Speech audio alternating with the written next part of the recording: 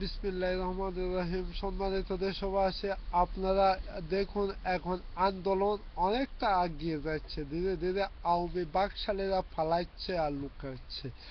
আপনারা আপনারা আপনারা এখন আরো আন্দোলনকে অগ্রগতি নেওয়ার জন্য জনাব তারেক রহমান আপনাদের প্রতি আহ্বান জানাচ্ছে। আর আপনাদের জন্য আরো সুখবর আছে। আজকে এখন পালাইয়া আসছে কামরুল ইসলাম, ইটালিতে লুকাই রয়েছে। কিন্তু এরকম অনেক সন্ত্রাসী এভাবেই দেশের বাইরে পালাচ্ছে।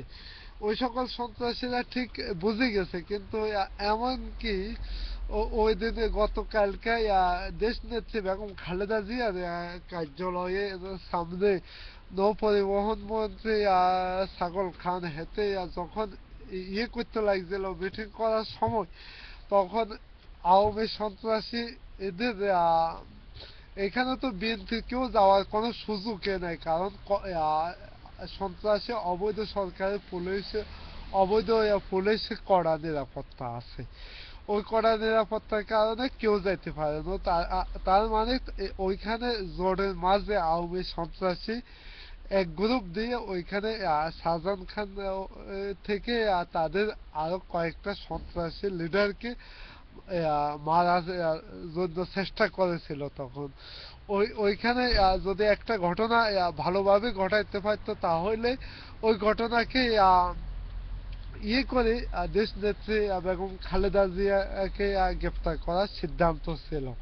কিন্তু পুরা যারাই করছে কিন্তু পুরা সাকসেস হতে পারেনি। সম্মানিত দেশবাসী, আপনারা সবসময় জানেন এবং সর্বকালে সর্বযুগে আপনারা দেখে আসছেন এই আওয়ামী বাকশালীদের রক্ত খেলা সবসময় খেলে আসছে।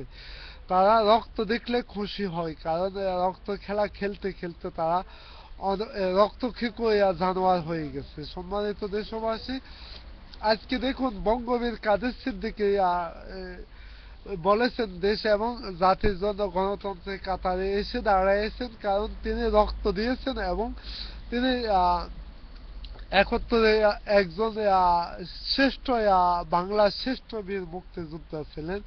তার সহপাঠী অনেকজন কে হারিয়েছেন, ওই ব্যথা তিনি বুঝেন, মানুষ হারানো।